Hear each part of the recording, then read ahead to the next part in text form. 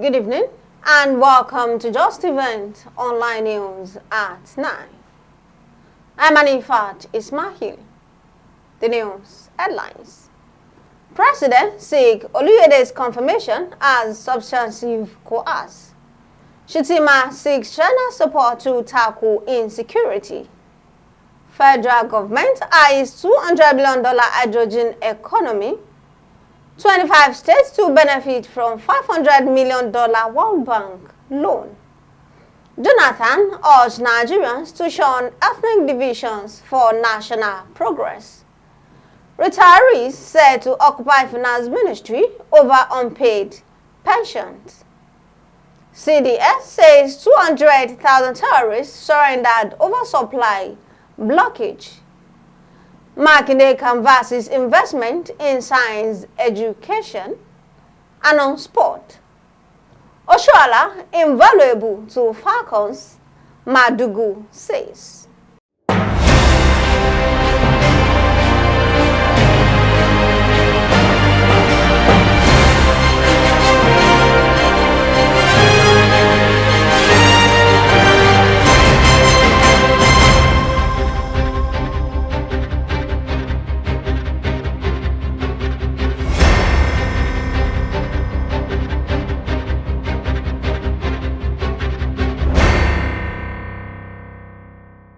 Now the news in details.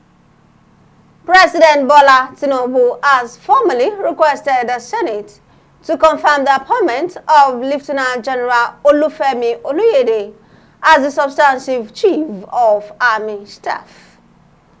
Tinubu praised Oluyede's leadership qualities, noting his exceptional professionalism and unwavering commitment to national security and stability since assuming office in an acting capacity.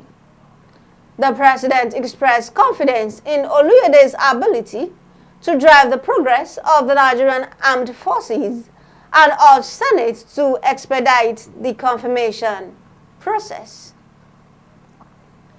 Vice President Kashim Shettima has appealed to China for support to tackle the insecurity challenges facing the country. Shettima made the appeal on Tuesday in Abuja when he received a delegation from China led by Vice Chairman of the Standing Committee of the National People's Congress, Mr. Zhang Kewei, at the presidential villa in Abuja. This was according to a statement by the Senior Special Assistant to the President on Media and Communications, Office of the Vice President, Stanley Umukocha, on Wednesday. The Vice President expressed optimism that Nigeria will surmount the problems it was facing. The federal government has outlined plans to attract significant investment in infrastructure upgrades with the goal of tapping into the global hydrogen economy that is forecast to hit $200 billion by 2030.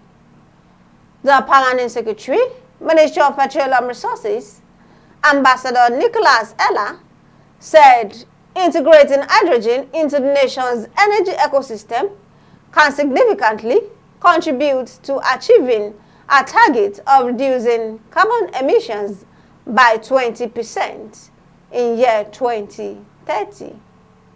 No fewer than 25 state governments will be beneficiaries of the newly approved $500 million World Bank loan to improve water resource management for hydropower and irrigation.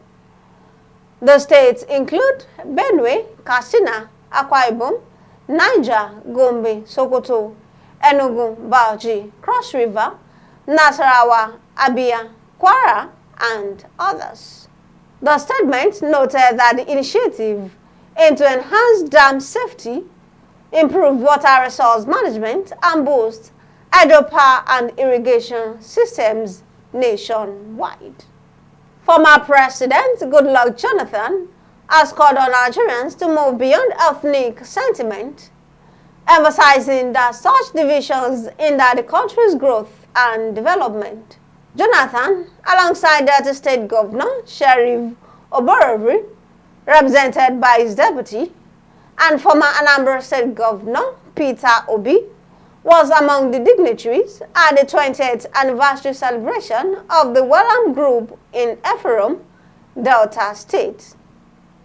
Jonathan highlighted the need to view Nigeria's diversity as a strength, urging citizens to embrace inclusivity as a catalyst for progress.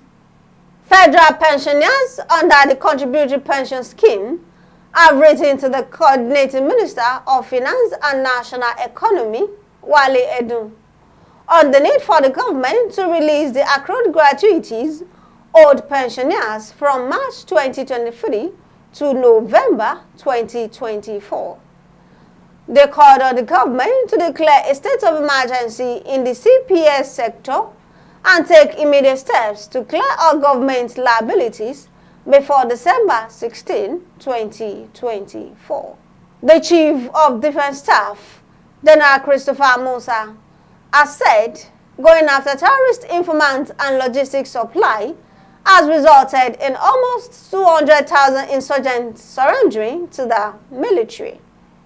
He described informant, funding and logistics supply as the lifeblood of insurgency, saying if they were effectively tackled, terrorism would be defeated. Speaking at a two-day security and justice symposium organized by the National Counter-Terrorism Center, Musa specifically described informant and logistics supplies to terrorists as oxygen to terrorism that must be cut off to end the menace. Governor Makinde of Oyo State has asked both the federal and state government to invest heavily in science and technology for the nation to meet the demands of today's technological-driven world. Makinde made the call while delivering the lecture at the Medi Convocation of Thomas Adewumi University, Okorese, in Irakwadu local government area of Kwara State on Tuesday. Makinde, who was represented by Chief of Staff Segun Ogunwuyi, warned that unless Nigeria invested in competitive innovation, resilience and strategic foresight, the country might continue to lag behind contemporary nations. The last on the news is sport. Super Falcons coach Justin Madugu has cleared the air on the exclusion of Bay FC forward Asisat Oshoala from the list of players that will prosecute Saturday's international friendly against France in Angers, tagging the player as priceless to the national team. The coach said Asisat Oshoala remains an integral part of the Super Falcons and an invaluable player in the squad.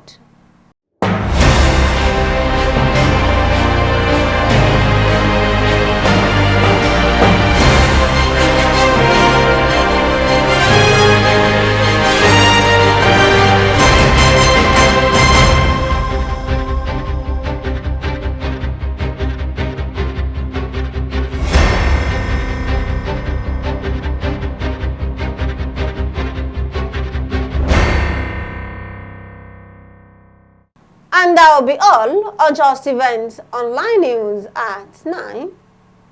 Here's the recap of the story.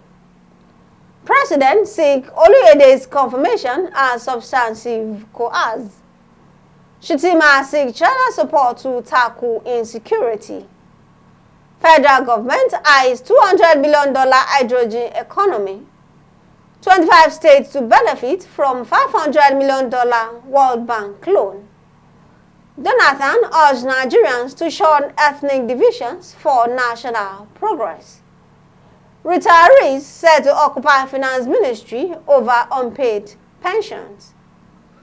CDS says 200,000 terrorists surrendered over supply blockade. Makinde canvas investment in science education. And on sports, Oshoala invaluable to Falcons, Madugu says. Thank you for watching Justeventonline News. Remember, success usually comes to those who are too busy looking for it. For more news, visit www.justeventonline.com, and to read more updates, follow us on our social media platforms with a tab at Just Event Online. You can also send us an email on justeventonline@gmail.com. I am Anifat Ismail. Good night.